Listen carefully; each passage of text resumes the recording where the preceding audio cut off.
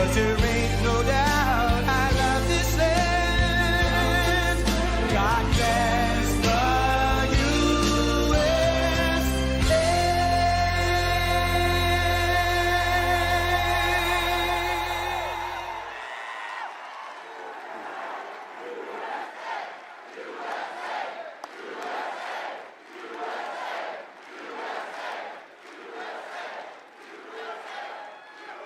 Thank you very much. Thank you. Thank you. And a very special hello to CPAC. It's been a long time. We've loved being back, and it's hotter than ever. This place is packed. You got to see outside. They don't know what's happening. They have no idea what's happening. And a friend is here from Argentina, and a friend is here from Poland. Stand up.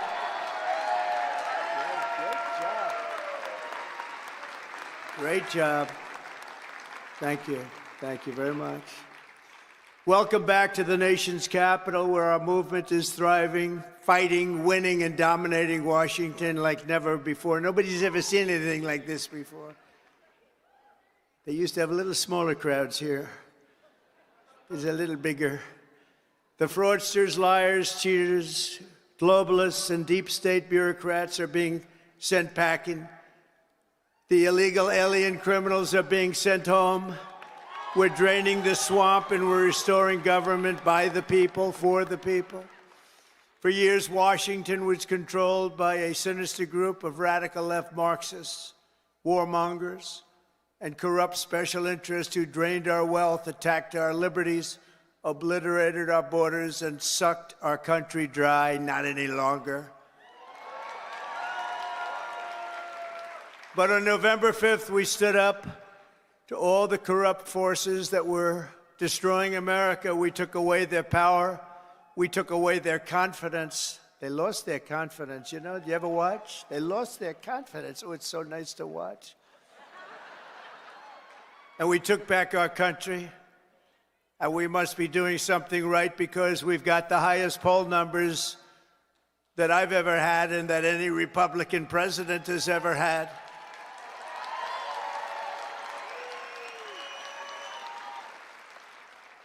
And our approval rating is now the highest ever across all demographics. Rasmussen just came out at 56%, Insider Advantage 56%, RMG Research 57%, and we have many polls in the mid-60s, one at 71%. We like that, 71. And according to YouGov, a big deal, 70% of Americans believe that what we are doing is right, and we are keeping our promises. That's all we're doing, when you think, is keeping our promises. That's all we had to do. And their promises weren't worthwhile to go and vote for. They loved men playing in women's sports, open borders, little things like that. But don't tell them. Don't tell them. Keep it quiet. We'll tell them about a week before the next election. Now, keep it quiet. Let them think it's a great thing what they're doing. You saw Maine yesterday, right? The governor of Maine.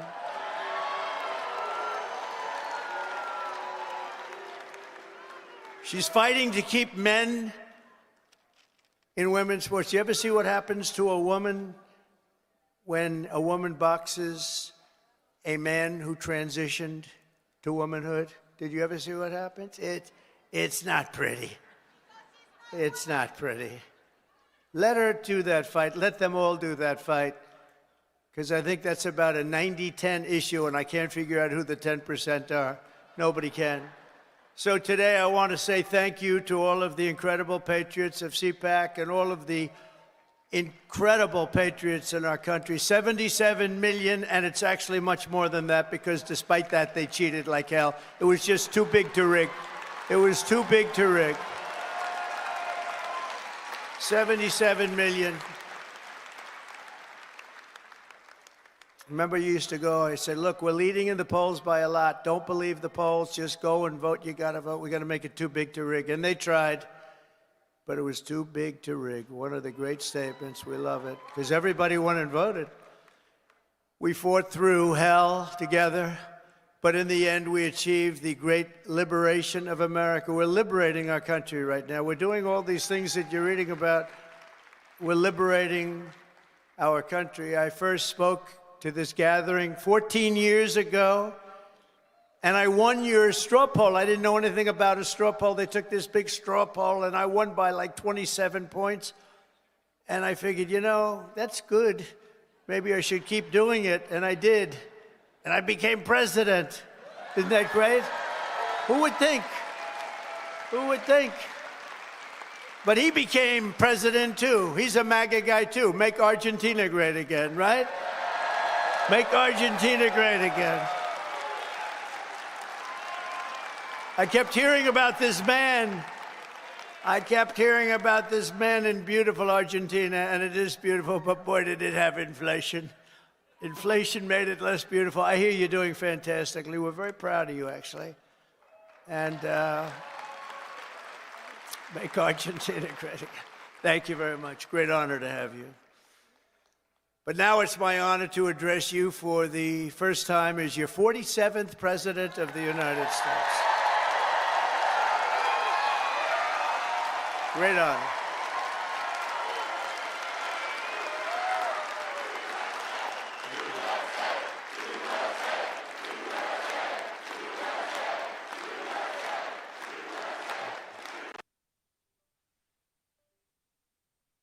I want to begin by thanking Matt and Mercedes Schlapp for the incredible job they do, and everyone they put together. They put together an amazing team, the American Conservative Union, for organizing this event. You have some big players here. Senator Ted Cruz, Eric Schmidt, Jim Banks of Indiana. Where's Eric? Where is Eric? Is it? Hello, Eric. You can see Eric anywhere. If he's right in the back of the room, he stands up. They're all good. These are great people. Representatives Riley Moore, James Comer, Harry.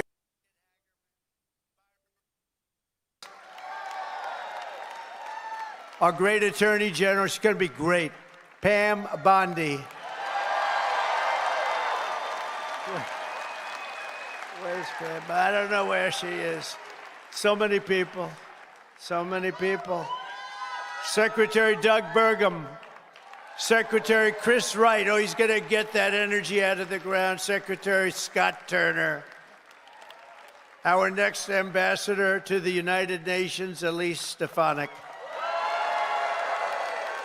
who just gave a great speech, by the way. A very good friend of mine. Is this guy central casting, though? Tom Homan. Is he central casting?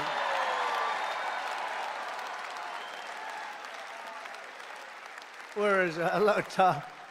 Are you? Well, I love that. How could I love a guy like that? But I do. He's doing a great job. Thank you, Tom, very much. Thank you. I appreciate it. Arkansas Governor Sarah Sanders. Thank you, Sarah. Thank you. And Pennsylvania Attorney General Dave Sunday. I love that name. We're also honored to be joined by President Duda of Poland, who's a fantastic man and a great friend of mine. And we got 84% of the Polish people that voted for us, so you must be doing something right, huh? Hanging out with Trump. And again, President Milei of Argentina. Thank you very much. Thank you very much. What a great guy. And the Prime Minister of Slovakia, Robert Fico. Robert. Thank you, Robert. Thank you. Nice to see you. The leader of the UK Reform Party, who, by the way, did really well in that last election. I've been his friend for a long time, and I wasn't sure, am I supposed to be his friend or not? But it never mattered to me if he did well or not. I always liked him, but it's easier to like him when he got the kind of votes he got. He really took it by storm, and they say he's going to do even better this time. Nigel Farage. Where is Nigel?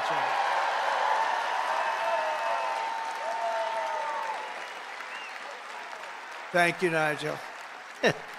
Thank you. What a great guy. The leader of Spain's Vox Party, Santiago Obiscal. Thank you, Santiago. Thank you. Thank you very much. I thought that was you. Thank you very much. Great job you're doing. And a friend of mine, Eduardo Bolsonaro of Brazil, the Chamber of Deputies. Thank you. Thank you. Say hello to your father. Thank you very much. Great family. Great gentleman and your great family. And our great First Lady, Melania, is watching us right now on television, so give her a hand. Give her a hand. Whoa.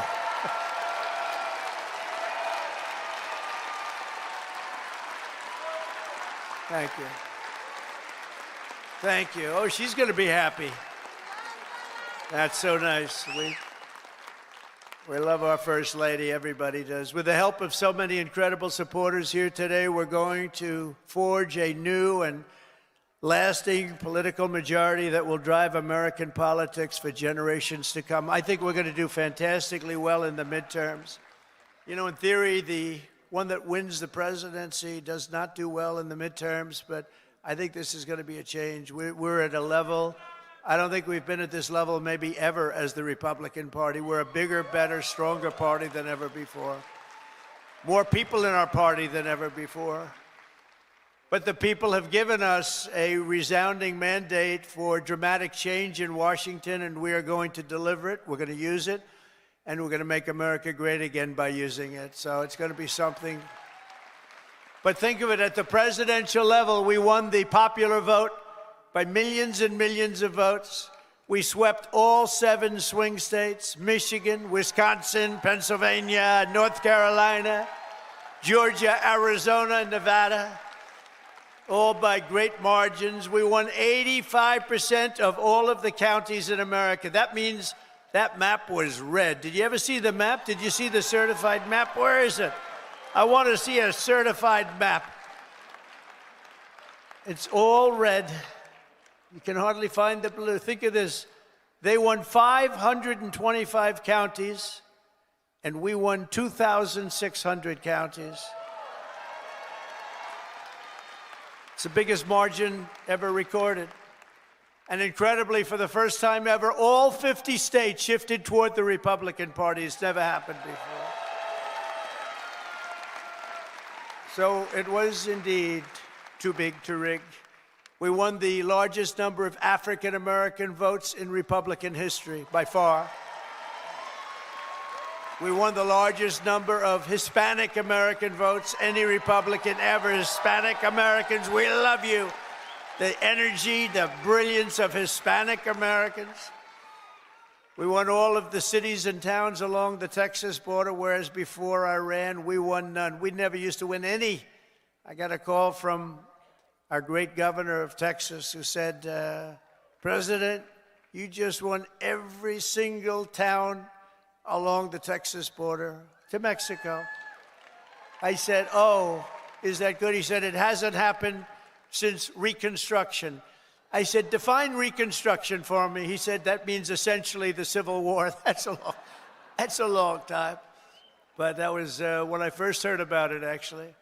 Our party has become the proud voice of hardworking citizens of every race, religion, color, and creed. And I think one of the main reasons, not that we're conservative or not that we're anything else, we are the party of common sense. It's about common sense, right? It's all about common sense. Over the past month, we've confirmed an all-star team of warriors, patriots, visionaries, and put the America First agenda into action. I see Doug Burgum sitting right over there. I tell you, he was so good. I looked at him. I said, I got to have him here. I got to have him. He was a great governor. He's involved with a little thing called energy. He's got the Department of Interior, and Chris Wright has the Department of Energy. So Chris has no energy, and Doug has all of the energy. Chris has more interior, but he doesn't have. So I merged them. So now you have an energy guy, and you have the guy with all the energy, and you're going to drill, baby, drill, aren't you, huh? Drill, baby, drill. And Catherine, stand up. His wife is incredible. She is such an incredible woman. Incredible woman. You got very lucky, Doug. It's good to be successful, isn't it, Doug? She's an incredible woman. He's an incredible guy. In addition to the great cabinet secretaries we have here today, we confirm Secretary of Defense Pete Hegseth to end the woke insanity and rebuild our military. Pete is fantastic. Thank you.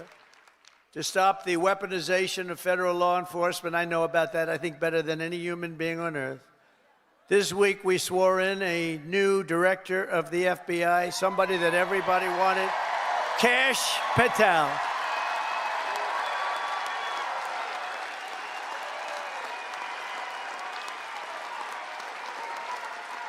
Kash is great. He's a popular guy. He went through with the blessing of a lot of good people, too. I'll tell you, it was great. To end the politicalization of our intelligence agencies, we confirmed Director of National Intelligence, Tulsi Gabbard, who is something. Very respected, highly respected. And to make America healthy again, we confirm Secretary of Health and Human Services, Robert F. Kennedy, Jr.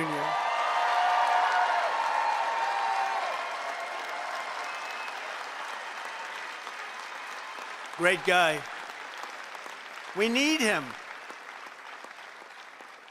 We need him. You know, there's a number on autism as an example with children, autism. And you go back 15 years, it was from 10 to 20,000. You had like 1 in 10 to 20,000. Some say 10, some say 20, but it was in that vicinity. That's a big vicinity. Now it's 1 in 36 babies have autism. 1 in 36. Think of it. It was 1 in probably 20,000 people. Now it's 1 in 36. There's something wrong. Something's wrong, and Bobby is going to find it. Working with Dr. Oz, by the way. Working with Dr. Oz.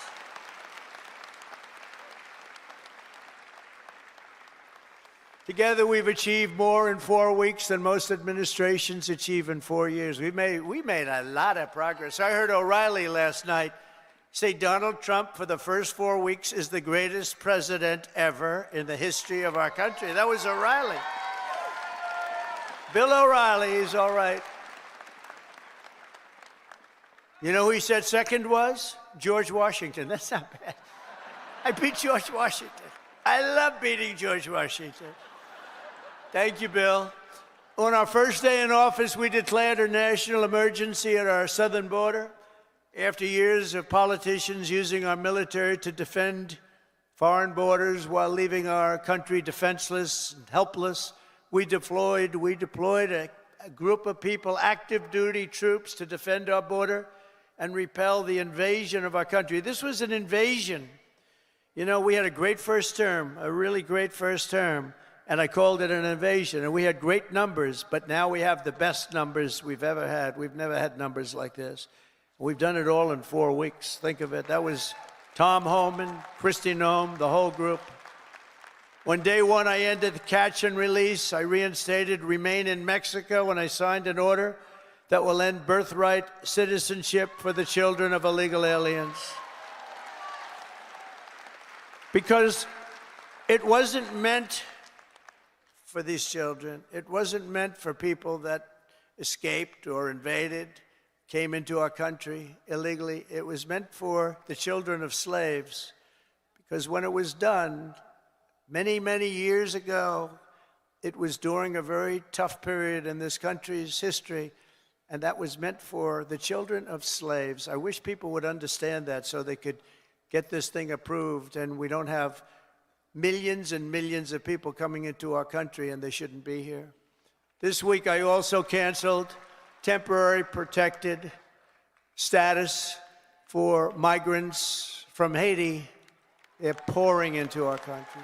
Pouring in.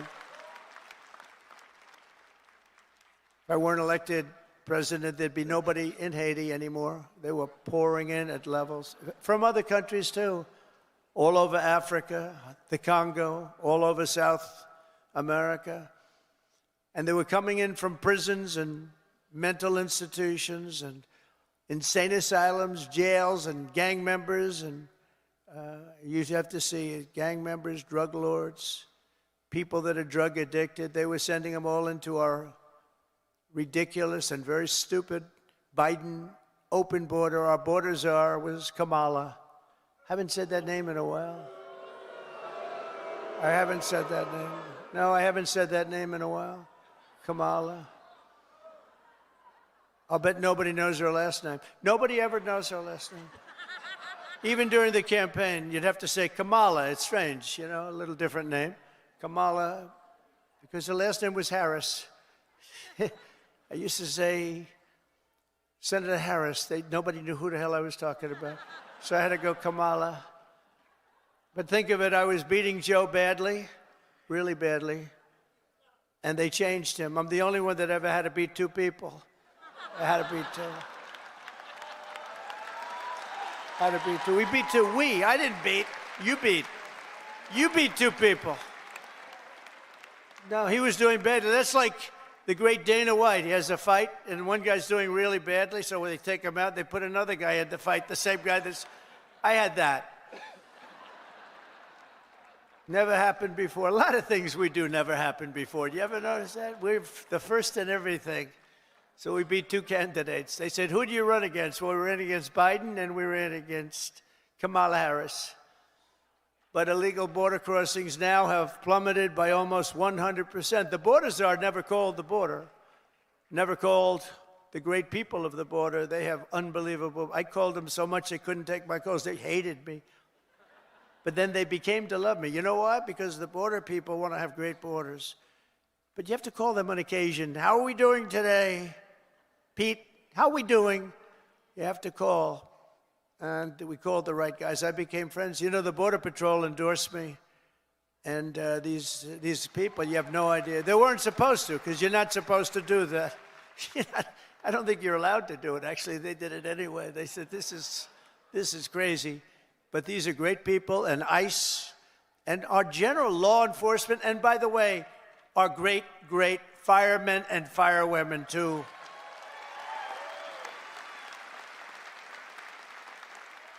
They were great.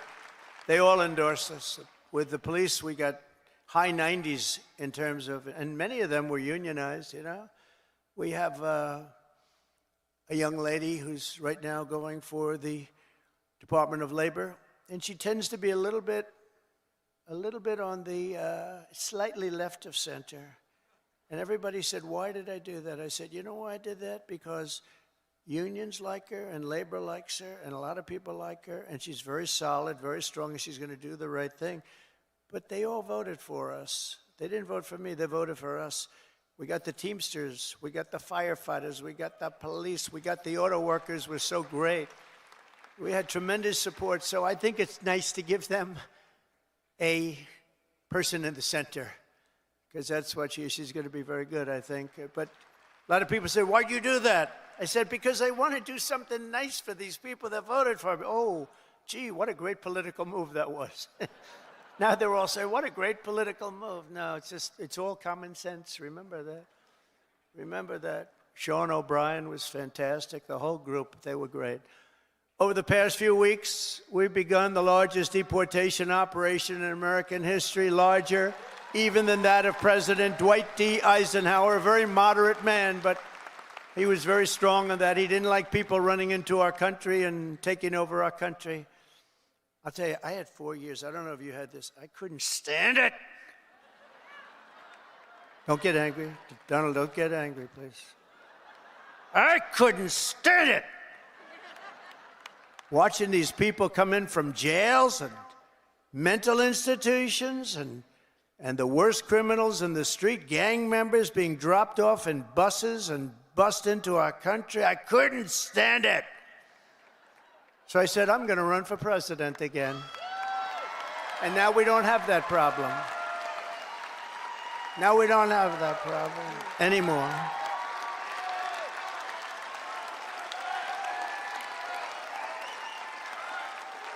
We don't have that problem anymore. We now have the best border we've ever had. And by the way, if they can ever find my world's favorite chart ever in history, I'll show you what it was when I left. And now it's even slightly better. Can you drop that chart, do you think? I don't know. I never tell them about this, but they used to drop it like magic. If they can, they'll drop it. Who the hell knows? But it's my favorite chart. My favorite chart in history. We're liberating communities like Aurora, Colorado, and Springfield, Ohio, that have been occupied by illegal alien criminals from all over the world.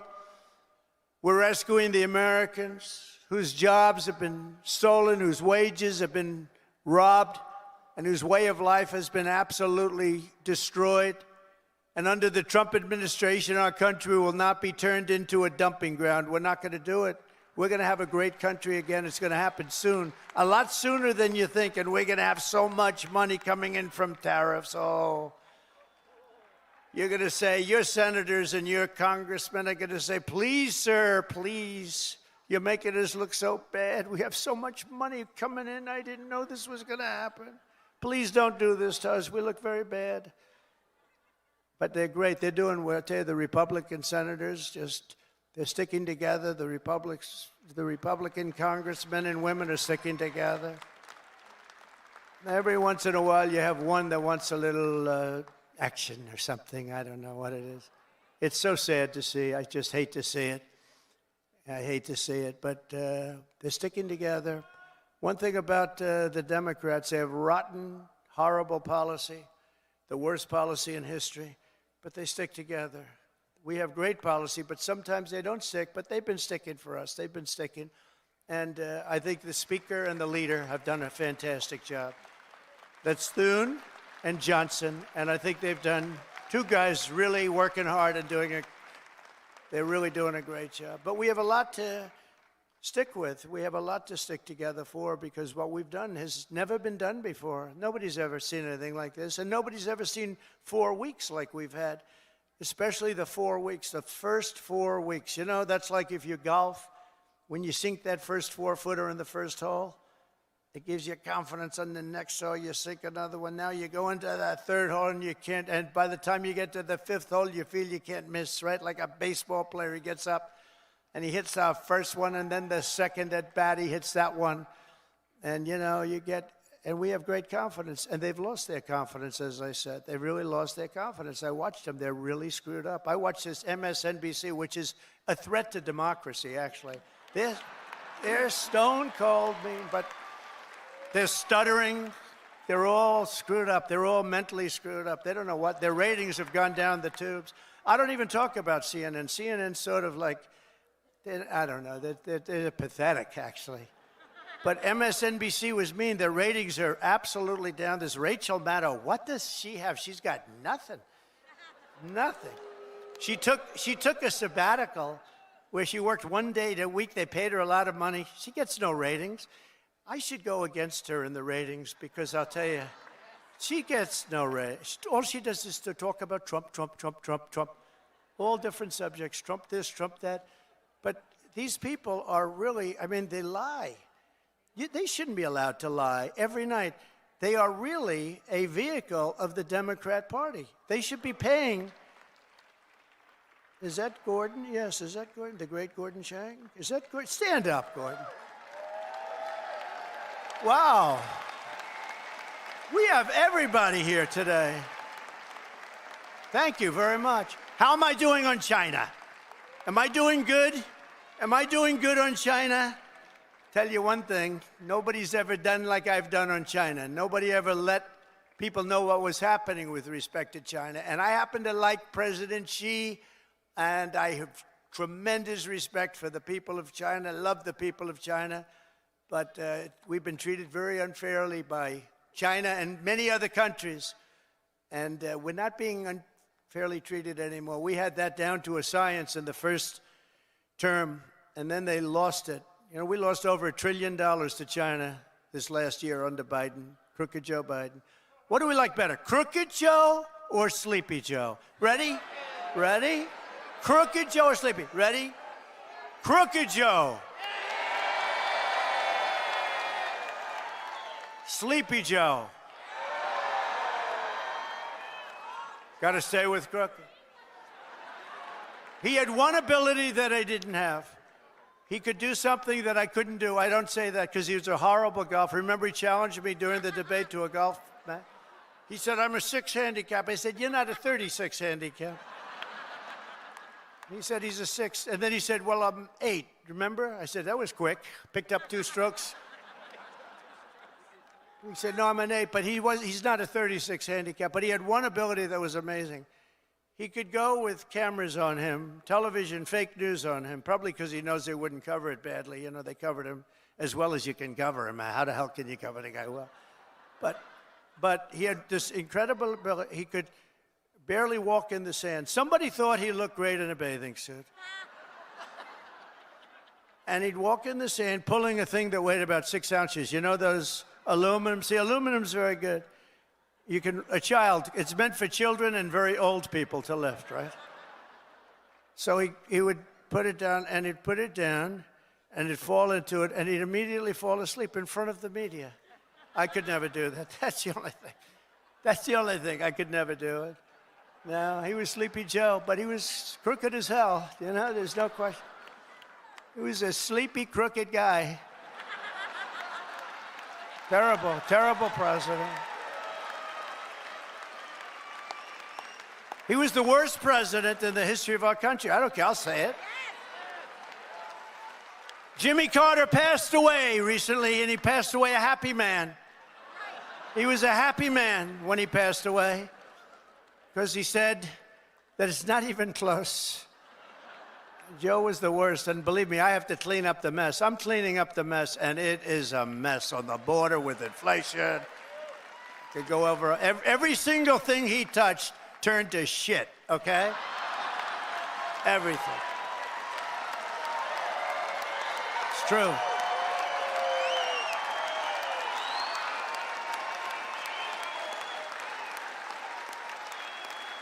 It's true. That's true. Now Franklin Graham's angry at me. You know that. Franklin wrote me a letter. He said, I love your speeches. I love them so much. But they'd be better if you would never use foul language. And I told him, I said, Franklin, you know, Franklin Graham's a great guy, by the way, does a great job. The son of the great Billy Graham, right? But I said to Franklin, you know, sometimes you need it for emphasis. And he said, no, they'd be even better if you wouldn't use any bad language. That's not really a terrible word, you know. But that's a much more appropriate word, a better. What word would I use to describe? What word could I use? And we have to be truthful too, so you know. All countries are now taking their illegal aliens back, even those that stated strongly, we will never take them back. Don't ever send them to us. But they said that during the Biden administration. They never said it during my administration. Venezuela's taking them back. Colombia's taking them back. Remember, Colombia said, we will not take them back, he said. And within about 13 minutes, I think, we would love to take them back. In fact, we will send our planes to pick them up. Remember? And they said, what happened? What happened? And you see these Venezuelan planes loaded up with some real nice people. You wouldn't have wanted to be the pilot on any of those planes. But they know we're not playing games, and just this week I officially designated bloodthirsty cartels and murderous gangs as foreign terrorist organizations, something which Biden didn't want to do and nobody wanted to do. It's true. The full might and power of the federal government will now be dedicated to eradicating MS-13, Tren de Aragua. That's the Venezuelan prison gangs. These are very nice fellows. The only thing good about them is they make our criminals look like nice people. It's true. Remember when they used to say, people that come in from foreign countries are nice people. These are wonderful people. These are good people. They're not murderers. They're not terrible. These people make us look like babies, okay? You know the Hells Angels? They're among the nicest people on earth when you compare them to these thugs. And the Hells Angels actually love our country, if you can believe that. They actually do. But their members and their leaders in the United States will be hunted down. I'm talking about MS-13. They're hunting them down. We removed tens of thousands, MS-13, Trendiragua, rooted out, arrested, and expelled from our soil like the savage monsters that they are. We don't have anybody coming up from Argentina.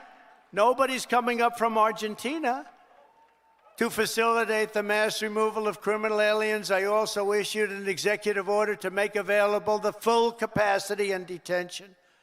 We're going to use Guantanamo Bay. We have a detention facility that's actually massive. Nobody even knew it existed. Holds thousands of prisoners. We never used it. For 4 long years, you had a president who put illegal aliens up in penthouse suites in beautiful hotels on Park Avenue, on Madison Avenue, or on Fifth Avenue in Manhattan. Now you have a president who is stamping their ticket to Gitmo on a one-way trip back to the places from which they came. Wonderful places. Big difference.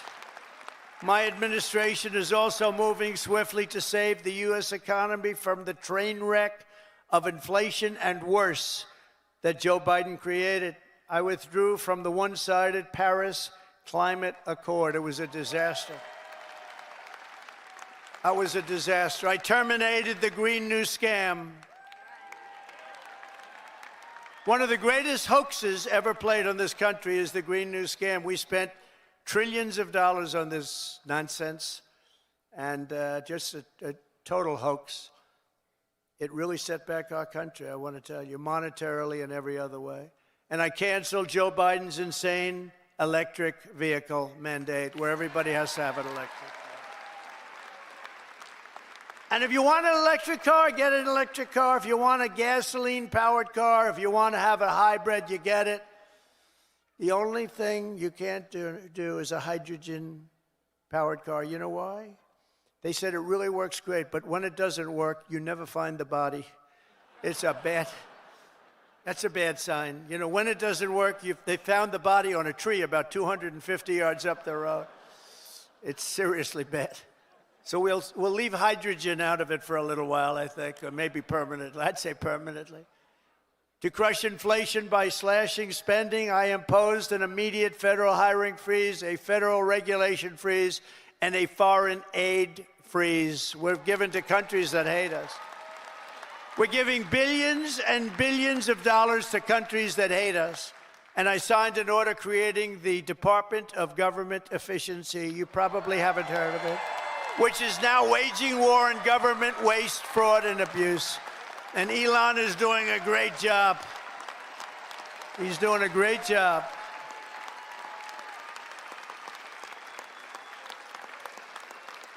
We love Elon, don't we? It's that guy, he's a character.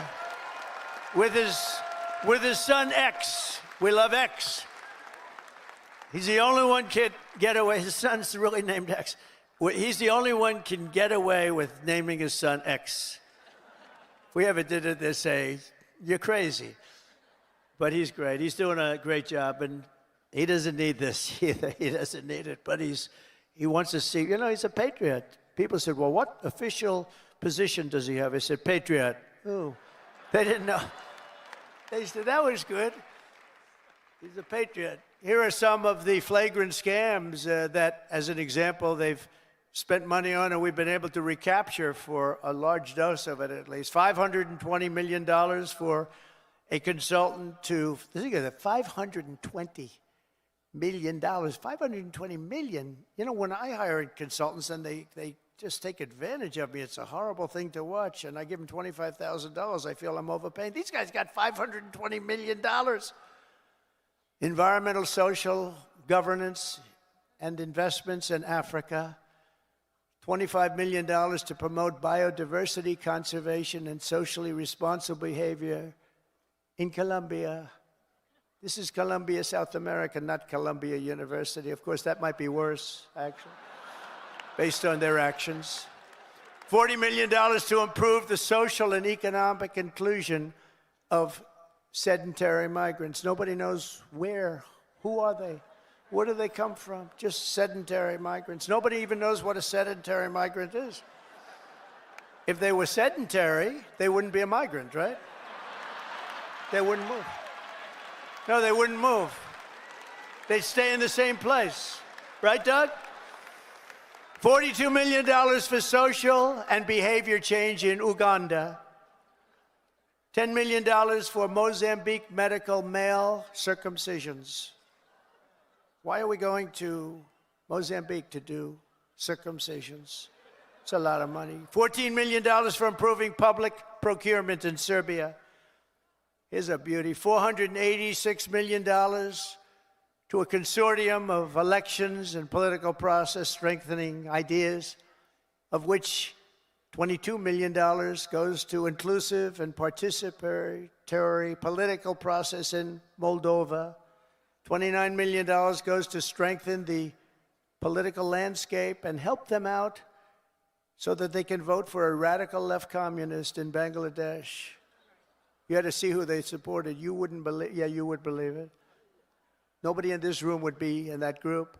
$20 million for fiscal federalism and $19 million for biodiversity in Nepal. $47 million for improving learning outcomes in Asia.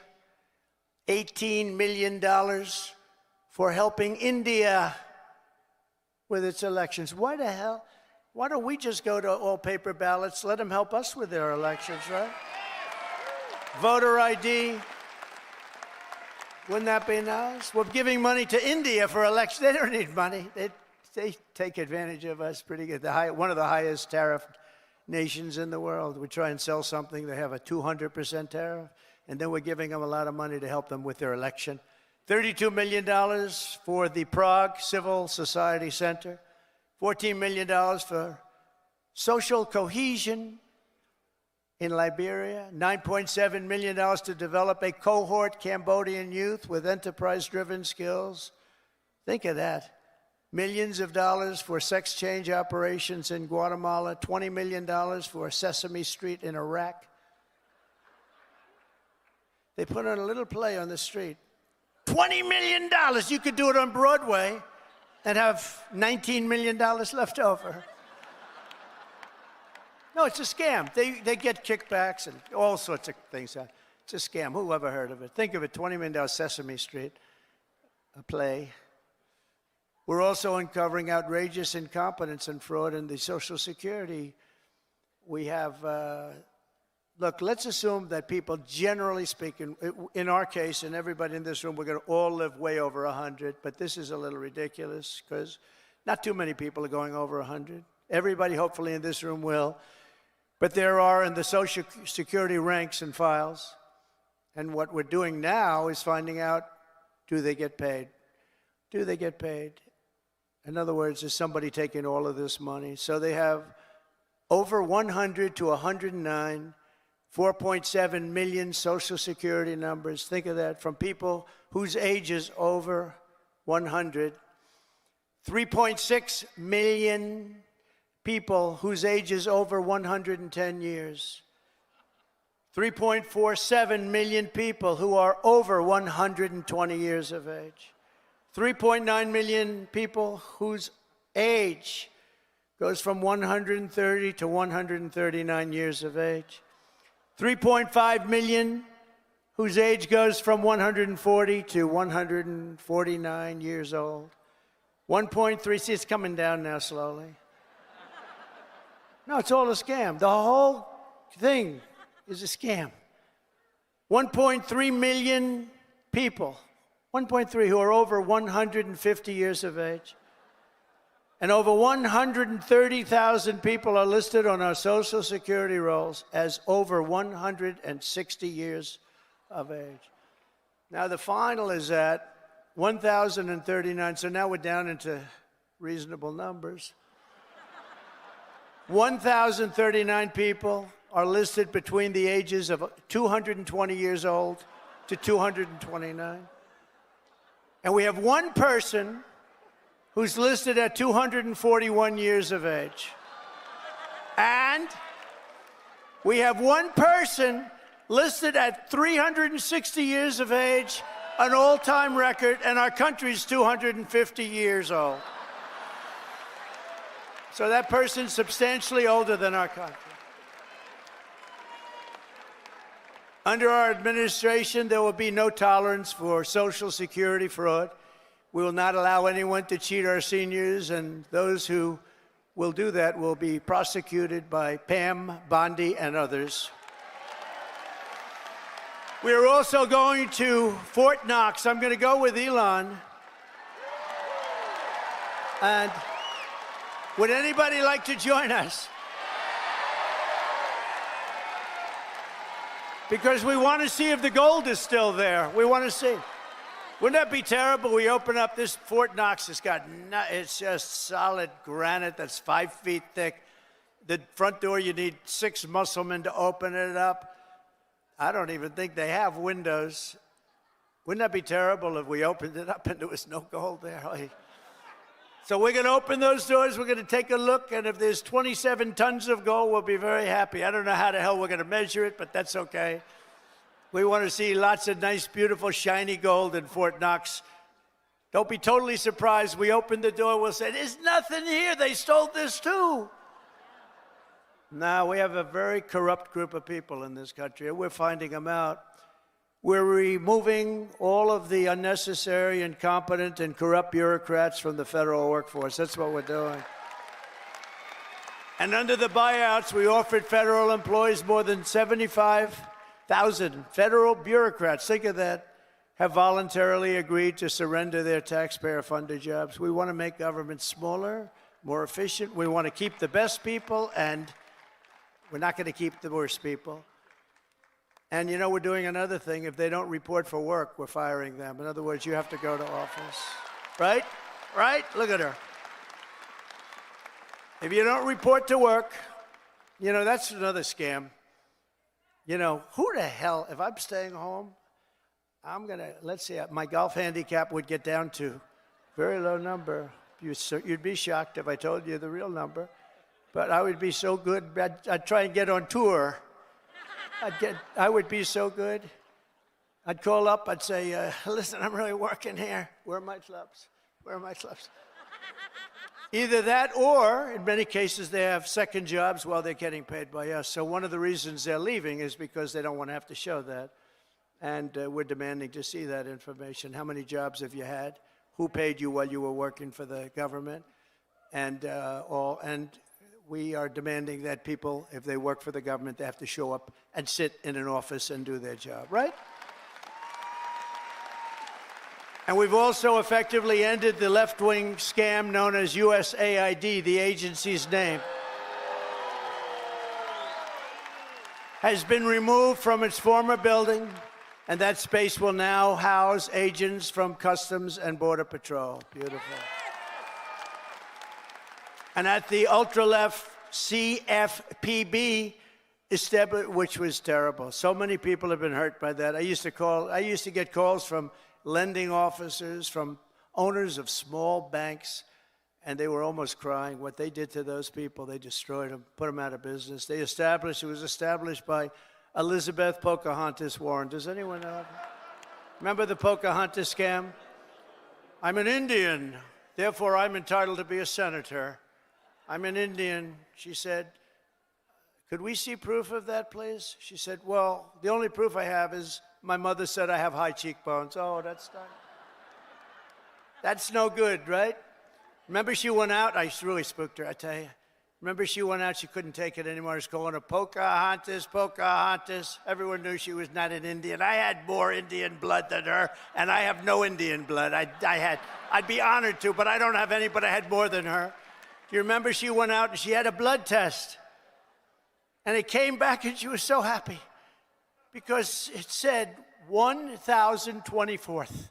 That means everybody in this room had more than her. But because there was even a scant, in other words, 1 million years ago, something could have happened. And she was so happy that she released it and she got killed. That was the end of her presidential career. She does not like me very much. But she's a very angry person. Do you notice the way she is? She's always screaming, and she's crazy. These people are crazy. The radical left is meaner. Yes. I don't know what it is, Doug. They're meaner than us, aren't they? We're like normal people. You know, we're smart, we get our word, but we don't go crazy. Of course, they'll take my little rant from 15 minutes ago, the fake news. He lost control on the stage.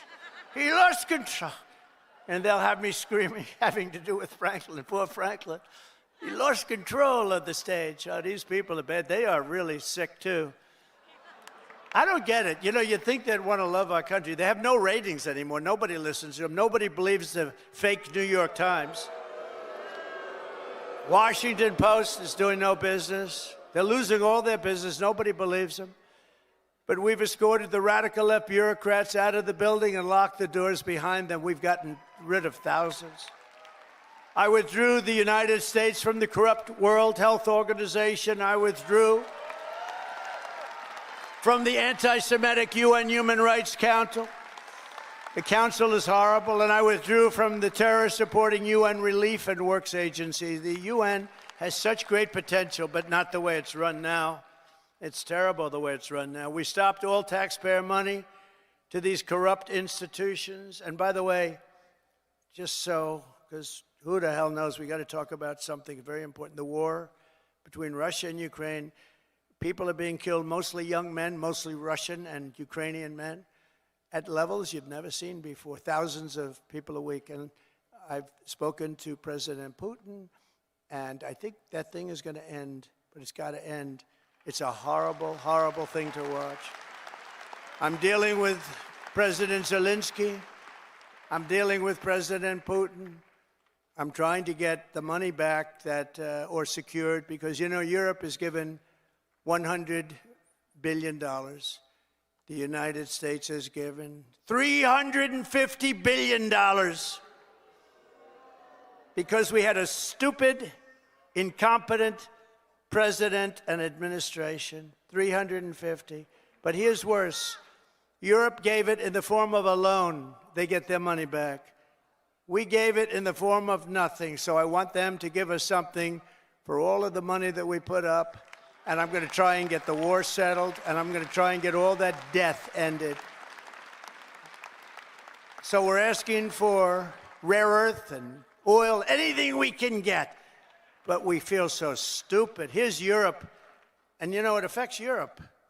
It doesn't really affect us, except we don't like to see two things. Number one, how Biden got us into this thing in the first place. Terrible. But why is it that he didn't ask for equalization? Europe should put up more money than us. But even if you said the same thing, how come we went so far out front? And he didn't know that Europe gets his money back. They did it in the form of a loan. We don't get our money back. We get nothing. So we're getting our money back. We're going to get our money back because it's not fair. It's just not fair. And we will see. But I think we're pretty close to a deal, and we better be close to a deal, because that has been a horrible situation. It would have never happened if I were president. And by the way, October 7th, Israel would have never happened if I was president, too. Would have never happened. Iran was broke. They had no money for Hamas or Hezbollah. They had no money to give. Everybody knows that. Jewish people in the audience know that. Iran was broke. They were not giving money around. And when I got out, they took all the sanctions off Biden, and Iran became rich very quickly. With oil, you can become rich very, very quickly. And the rest is history. What a horrible thing. Even though the hostages are coming back, I saw it this morning where we got 6 more back. Biden got none back, by the way, just so you understand. None. 0. He would have never gotten any of them back. But they're coming back in pretty bad shape. It's a horrible thing, and many are dead. Many are dead.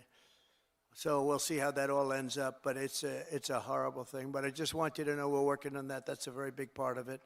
And I don't like talking about it because we're in the middle of negotiations, but it's a very, very sad, would have never happened. There was no way. Russia was never going to go in, and they went in because of a lot of reasons, and so many people are dead. Far more people are dead than you're reading about. You know, when they blow up all these cities, all those cities are They look like demolition sites. Every single building is down. All of those beautiful golden towers that are 1,000 years old, they're lying on the ground in smithereens, blown to smithereens. There's nothing left of them. They're just lying on the ground, never to be rebuilt again, not possible to rebuild them again. And all of that heritage is gone. People have done a really horrible job. That would have never, if I were president, zero chance that a shot would even have been fired. It wouldn't have happened. So sad. To further turbocharge our economy, we have launched the most aggressive deregulation program in any nation's history. And we're also going to be seeking the largest tax cuts in American history. Again, we brought them down, as you know, from close to 40% down to 21%. Now we're bringing them down to 15% if you make your product in the United States of America. We're defending the American worker like never before, and that's why the auto workers and the union workers and the Teamsters and so many others, they supported us, the firemen, the policemen, so many others, whether they were union or non-union, they all supported us. They supported, it was called workers, and they supported us at levels that nobody's ever seen before. Weeks ago, I imposed a 10% tariff on all goods coming from China because of the fact that they're sending fentanyl into our country, through Mexico, by the way. I'm not happy with Mexico, or I'm not happy with Canada either. I imposed 25% tariffs on all foreign steel and aluminum, and I will soon impose reciprocal tariffs on any country that charges us. And by the way, the reciprocal means they charge us, we charge them, same thing. So nobody can be upset, right? But we have countries charging us 200%, and we charge them nothing. They charge us, we charge them. Our country's going to become rich again, very rich. I always say it's my favorite word in the dictionary. The word tariff is my favorite word in the dictionary. You know, we were the richest relatively from, think of this, from 1870 to 1913. That was our richest because we collected tariffs from foreign countries that came in and took our jobs and took our money, took our everything. But they charged tariffs, and we had so much money, they set up the 1887, think of that, a long time ago, 1887 Tariff Commission. It was a commission of very important people to determine where we should spend all of the tremendous, vast wealth that we had. We had so much wealth. Wouldn't it be nice today? Of course, now we give it away to transgender this, transgender that. Everybody gets a transgender operation. It's just wonderful. No, we give it away like to crazy things. But in those days, it was different. It was a different world. It was a different country. But we were very rich because of tariffs. And I get myself in trouble because I say that tariff is my favorite word. And the fake news went crazy. What about God? What about wife and family? What about love? I said, okay, tariff is now my fourth favorite word. I got myself into a lot of trouble with that. You can't believe it. I said, tariff is my favorite word in the dictionary, and I got killed by the fake news. So I say now, it doesn't sound good. Tariff, it's my fourth favorite word. I go, tariff is my fourth favorite word. It sounds so terrible, but this way I'm free. I write free, you know. I don't get clobbered by the fake news. But tariffs are also a powerful tool of diplomacy, and all around the world are moving quickly to bring back peace through strength. We have the greatest, you know, I rebuilt our entire military in the first term. We left a lot of it, although a lot of it, but very small relatively, in Afghanistan. The Taliban has it. You know, they have their parade every year where they take our military vehicles and run them up some little street, and like it's their form of a military parade, and it makes me angry when I see that. Angry. When I see that, I get angry. You know, we give them, I don't think anyone knows this, we give Afghanistan about $2 or $2.5 billion a year. Do you know that? For aid. We need aid ourselves. And I'm going to go back, and I told them yesterday, I want to look at it, but if we're going to give them money, it's okay. But I want them to give us back our military equipment that they have. Right? They're selling it.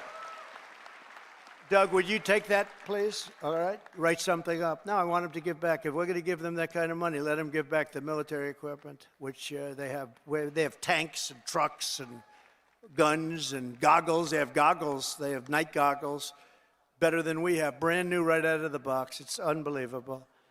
So I want to do that, and I want the, if we're going to pay them, I want to get that equipment back, okay? Doug can do it. He's one of the guys. He's a business guy. To him, he's sitting there saying, how the hell did this ever happen, right? Can you believe it? We give them billions of dollars, and we gave them our military equipment. Just tremendous numbers of billions of dollars worth of military, billions and billions. We have a ceasefire in Gaza, and we're joined today by several survivors of the captivity under Hamas, including Noah Argamani and Ilana Gretufsky. Wow, look at that, how beautiful. What a beautiful group of people. Wow, thank you very much.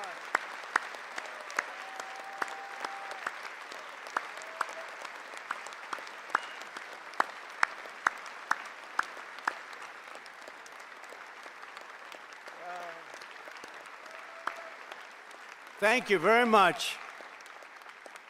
And you're sitting next to a great guy, Sebastian Gorka, who's also now in the administration.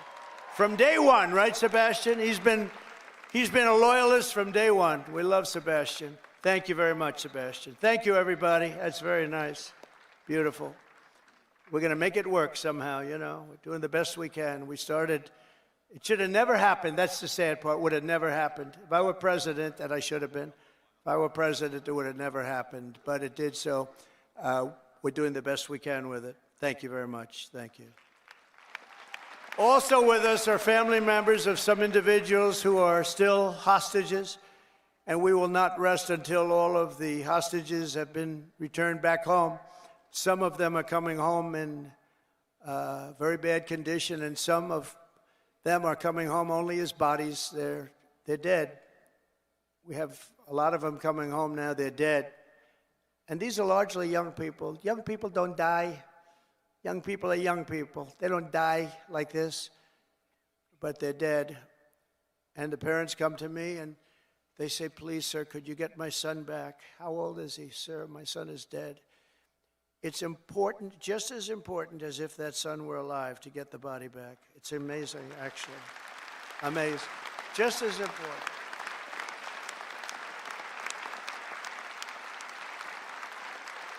Thank you.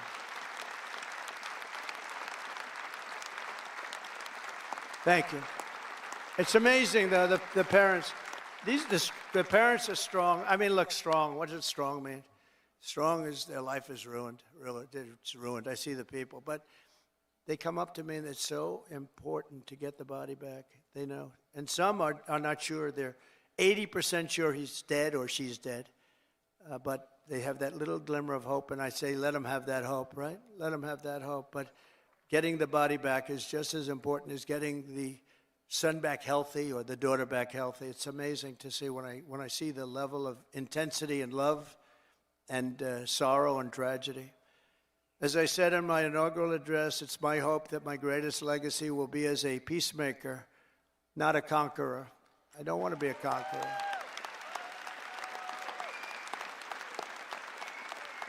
Under the Trump administration, every day brings more good news for America. I've ended all of the so-called diversity, equity, and inclusion programs across the entire federal government and the private sector, and notified every single government DEI officer that their job has been deleted. They're gone. They're fired.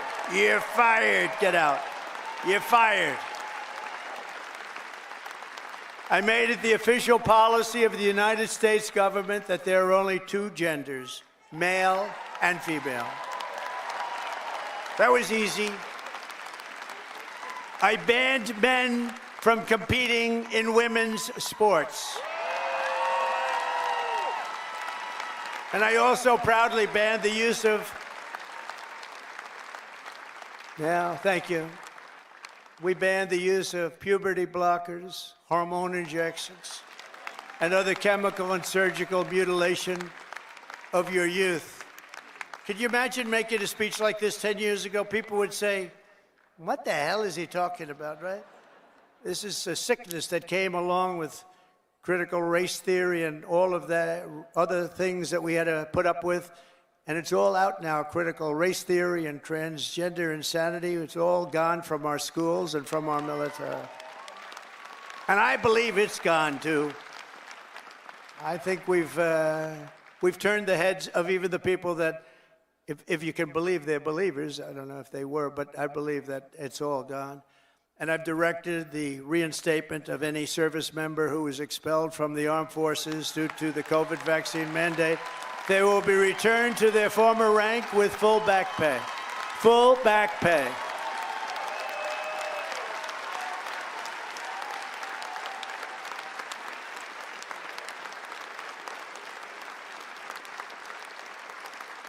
I banned government censorship from your voices and brought back free speech in America. We have free speech. We didn't have free speech. We do have it now, actually.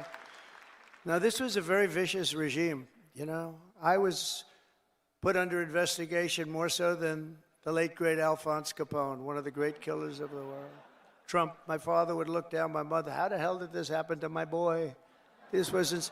No, I was under investigation at a far greater level than Al Capone or anybody else, probably in the history of our country. These people are sick. They're sick. They're bad people. I ended Joe Biden's weaponization as soon as I got in. I said, I'm going to hit him with the same stuff. But I ended his whole weaponization of our government and removed his hand-picked radical left Marxist prosecutors from the Department of Justice. I was so happy to do that. They weaponized government. They weaponized government. I pardoned hundreds and hundreds of Biden's political prisoners, including Christians, pro-life activists, and the J6 hostages who were treated terribly for years.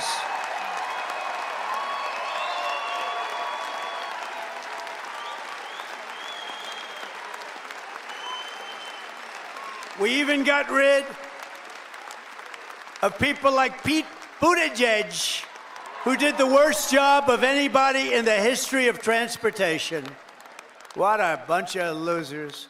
I revoked the security clearances of Anthony Blinken, Jake Sullivan, John Brennan, James Clapper, and every non-patriot who lied to cover up Hunter Biden's laptop from hell. We took away their security clearances. And they're not allowed to enter any government building either. I also revoked Joe Biden's security clearances, the Biden crime family security clearances, and they'll no longer be allowed to access state secrets while selling themselves all around the world. Oh, well. Now, these were bad people. These were bad people. And I do that because this should never be allowed to happen again. What happened to me in this administration, what happened on J6, what happened on all of the things they did that were so bad, should never, ever be allowed to happen again. And on a friendlier note, I renamed the Gulf of Mexico the Gulf of America.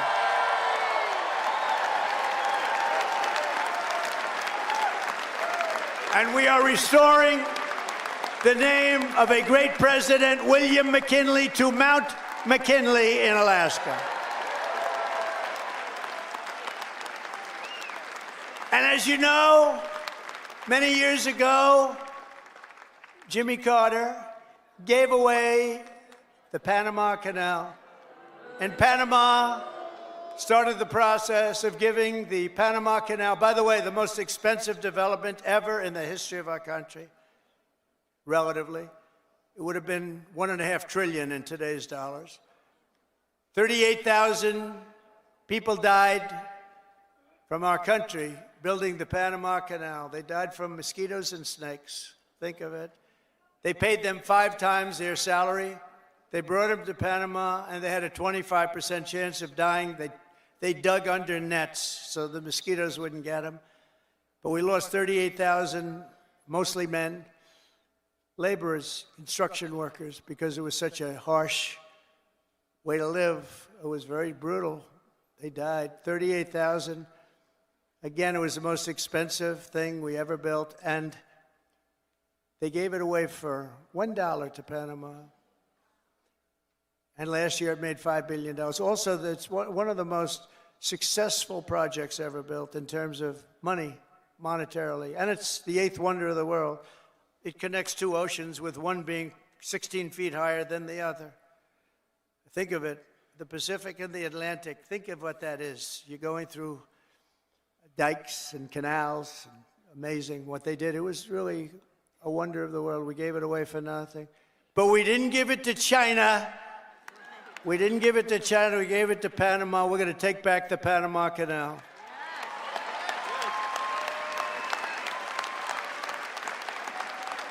In a matter of weeks, we have restored America's pride, America's confidence, and America's spirit. According to a brand new poll from Rasmussen, the number of Americans who believe we are on the right track now exceeds the number who think we're on the wrong track. This is the first time in 23 years. That's hard to believe. And we had one poll where we're at 81% right track, wrong track. I guess it depends on who, but that one poll, because Rasmussen's been a good poll, first time in over 20 years that we've had a positive number on that. That's great. That's great.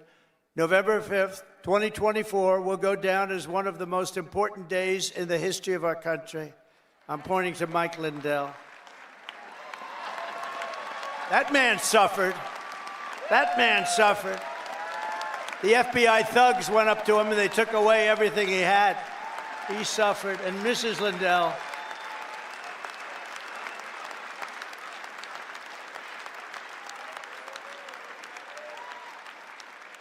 was a great guy.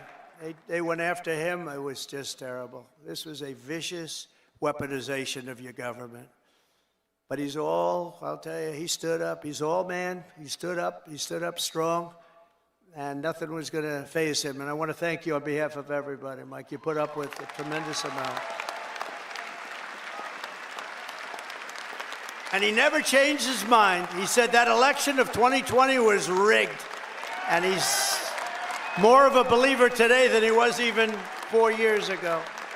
But now it's okay to say it, Mike. Now it's fine.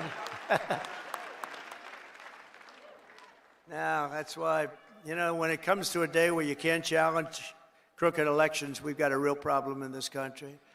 And as of January 20th, 2025, the dark days of high taxes, crushing regulations, rampant inflation, flagrant corruption, government weaponization, and total incompetence, those days are over.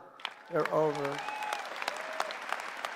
But we cannot stop now. We're going to push forward every single day. In the immortal words of that great American hero, Captain John Paul Jones, I have not yet begun to fight.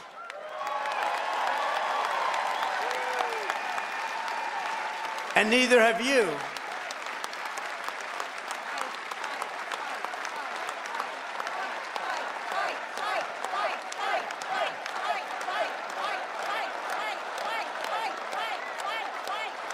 So together for the next 4 years, we are going to stand strong. We are going to work hard. We are going to fight, fight, fight, and win, win, win. Thank you to CPAC. Thank you, Matt. Thank you, Mercedes. Thank you very much. Thank you, everybody. God bless America. Thank you very much. God bless America. Thank you.